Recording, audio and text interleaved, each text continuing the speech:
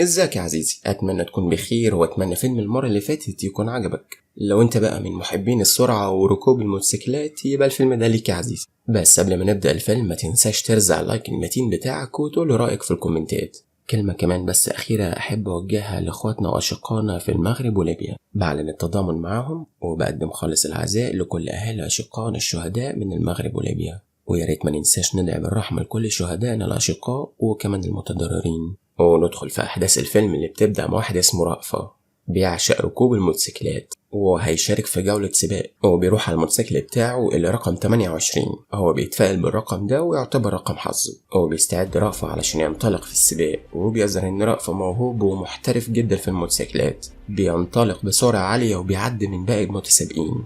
وخلاص رأفة بيحتل المركز الأول بجدارة، لكن فجأة بيحصل عطل في الموتوسيكل بتاعه وبيفقد المركز الأول في السباق، وطبعا بيكون متعصب جدا ومتضايق إنه خرج من السباق. بعد كده بتظهر واحدة اسمها ريجينا، بتكون من ضمن المتفرجين، بتروح لرأفة هنا وبتقول إن هو كان فاضل له لفة واحدة بس ويكسب السباق، فبتقول له هارد لك يعني، وبترجع تقوله ان هي حضرت له مسابقات كتير وانه كان فعلا سواق محترف، وبتعرفه ان والدها عنده شركة اسمها موان تور مشهورة جدا وهي حاليا اللي ماسكة الشركة دي، فبتطلب منه ان هو كمتسابق محترف يعني ومشهور يمثل شركتهم، وبتديله بعدها دعوة السباق بتاعت شركتها، وبيوافق رأفة على السفر والدعوة اللي ميعادها بيكون يوم الخميس، وبيروح بعدها على شغله اللي بيكون في برشلونة على مينا لنقل الحاويات على السفن. وهو هنا بيقول لمديره ان هو قبل ما يبدأ الشغل هيروح يوصل حد الأول. الحد ده بقى بتكون ناتاليا مراته اللي بيكون عندها مقابلة شغل، وبتقول انه يروح يقعد مع ابنهم لحد ما تخلص وترجع.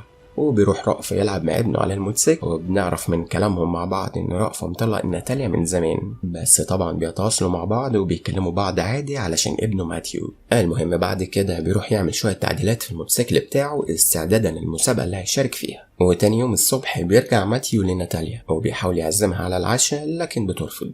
وفي المشهد اللي بعده بيوصل رأفة على مكان الاختبارات، وبيقابل ريجينا هنا وبتوضح لباقي المتسابقين ان اللي هيفوز في الاختبارات هيمثل شركة موان تور في السباقات العالمية اللي هينظموها بعد كده. وبيبدأ السباق وأول جولة، ورأفة هنا بيحاول يكون في المركز الأول طبعا زي ما هو متعود، وبيفضل محافظ عليه لغاية ما فعلا بيكسب السباق. وبيروح بعد كده لناتاليا وابنه ماتيو علشان يطمن عليه، بس بيتفاجئ ان مراته مضروبة واخدة علقة محترمة رغم انها طليقته عزيزي، بس برضه بيكون خايف عليها ومتضايق، فبيتصل بالشرطة بس هي بتقول انه يقفل الخط لانها شايلة ممنوعات معاها في البيت، فبيتضايق جدا ان هي شايلة الممنوعات دي في البيت وابنه ممكن يلاقيها وياخد منه، فبيرجع يسأل عن السبب اللي مخليها شايلة المخدرات في البيت، فبتقول ان هي متورطة مع ناس وانها كانت هتبيعهم علشان المصاريف بتاعة البيت ومصاريف المدرسة بتاعة الواد ماتيو، وبترجع تزعله ان هو شايل ايده ومش بيصرف عليها ولا على ابنه وصرف كل فلوسه على الموتوسيكل، وان هي حاليا مديونة بمبلغ 200,000 دولار حق البضاعة اللي معاها، بس حصل ان المشترين نصبوا عليها واخدوا المخدرات ببلاش من غير فلوس، لا وكمان ضربوها، وبكده طبعا هي بتكون متورطة لان هي مضطرة تسدد المبلغ ده للتاجر هي الا هيجي ويقتلها. المهم بيحاول يطمنها وبيقرر ياخدها هي وماتيو في شقته اليومين دول لحد ما يشوف هيتصرف ازاي. تاني يوم بيقابل رأفة صديق قديم اسمه كورتز ده بيكون راجل عصابات، فبيطلب منه رأفة ان هو يوصله للتاجر اللي بيبيع ممنوعات هنا في المدينة، وفعلا كورتز بيوصله لتاجر وزعيم عصابة كبير اسمه مارتز، بيعرفه ان هو جوز ناتاليا وانه محتاج بس مهلة شهر علشان يقدر يجمع المبلغ ده ويردهوله، لكنه بيرفض وبيطرده من المكان. وبالليل يا عزيزي بيجي تليفون لرأفة وبيقوله ان هو لو عايز يضمن السلامة لمراته وابنه يقابله دلوقتي.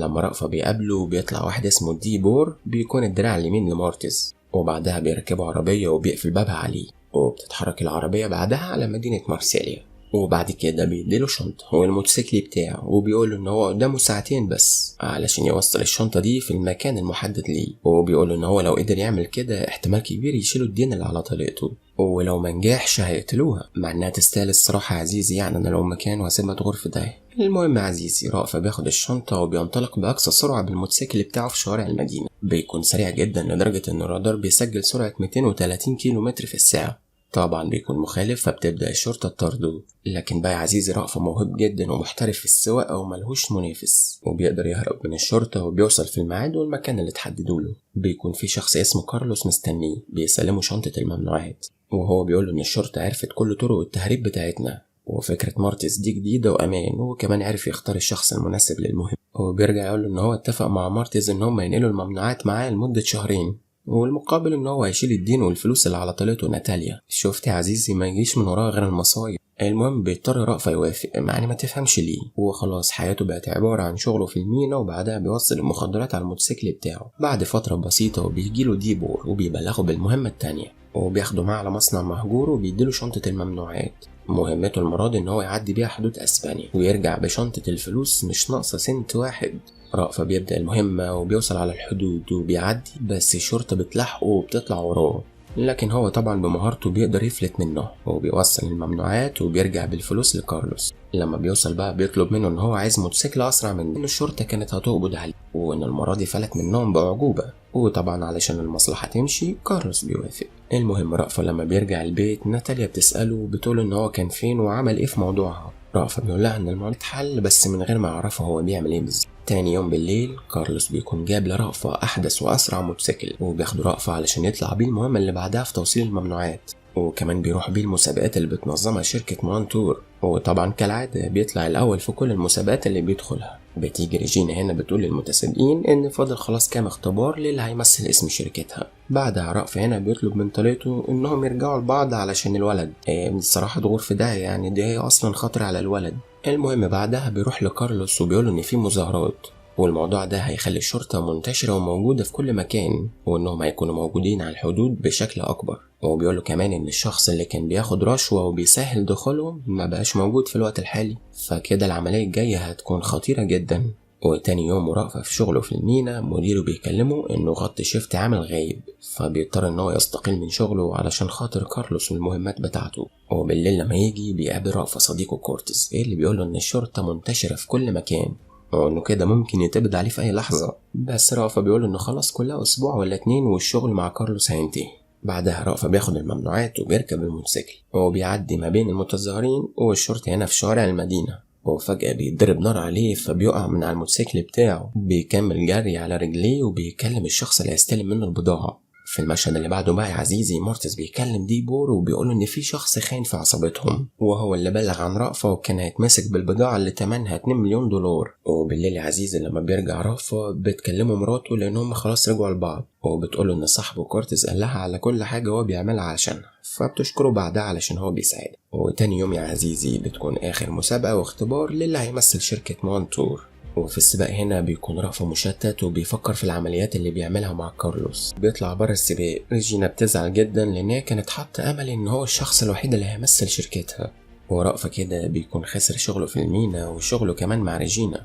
المهم بالليل رأفة بيوصل اخر شحنة لشخص اسمه بورو، بس بيتفاجئ ان هو بيطلب منه ان هو يجي بكرة لان في مهمة تانية هيعملها، فبيتضايق رأفة جدا وبيقول ان هو خلاص مش هيوصل حاجة تاني ومش هيشتغل معاهم تاني.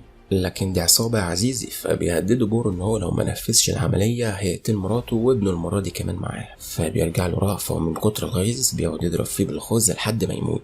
وبعدها بيكلم صاحبه علشان يجيله، وبيقوله ان هو لازم يخبي جثة بورو علشان الخبر ما يوصلش رجالته، وبيقوله ان هو يعمل معاه صفقة وهيدله على مكان المستودع اللي كارلوس شايل فيه الممنوعات، وبعدها هيقدر يساوم كارلوس على بضاعته. تاني يوم بيوصل كارلوس على بيت رأفة وبيهدده وبيقول ان هو عايز يعرف مكان بورو اللي اختفى، بس كارلوس بيقول ان هو معرفش عنه حاجة من ساعة اخر مرة شافه ومشي فيها. بس كارلوس بيشك فيه وبيحس ان هو اصلا الشخص الخاين، بس رأفة بذكائه بيحاول يبعد التهمة عنه وبيقول ان هو سمع بورو بيكلم واحد، وكان بيقول له كمان على المكان اللي هو شايل فيه الممنوعات بتاعته. فبياخد كارلوس على طول رجالته وبيروح على المستودع علشان يطمن على بضاعته. في الوقت ده بيحس رأفة ان خطته ممكن تنجح، ولما بيوصلوا هنا على المستودع بيلاقوا البضاعة، فبيأمر كارلوس رجالته انهم ينقلوا البضاعة لمكان تاني امان. باللي حصل ده بقى رأفة مش عارف يكمل خطته، فبيبعت رسالة لصديقه كورتز وبيقوله ان كارلوس هينقل الممنوعات من المستودع ده. في نفس الوقت ده بقى حد بيتصل بكارلوس بيبلغه ان رأفة بيخدعه، ولما بيجي ينده على رأفة بيحس بالغدر فبيركب موتوسيكل موجود في المستودع وبيهرب، لكن كارلوس بيطلع وراه وبيطارده.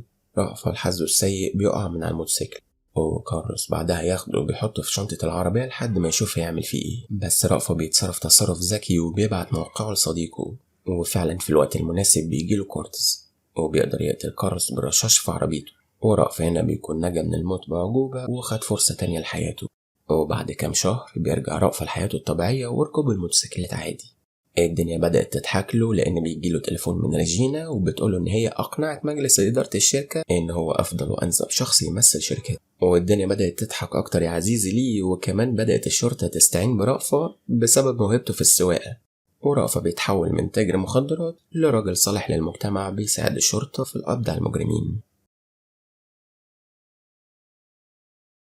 لو انت لسه هنا معايا احب ابلغك ان الفيلم خلص، بس الافلام لسه ما خلصتش، واشوفكم الفيلم الجاي على خير ان شاء الله. كلمة اخيرة، لو عجبك الفيلم ده ما تنساش تضغط لايك واشتراك وتفعل الجرس علشان يوصلك كل جديد.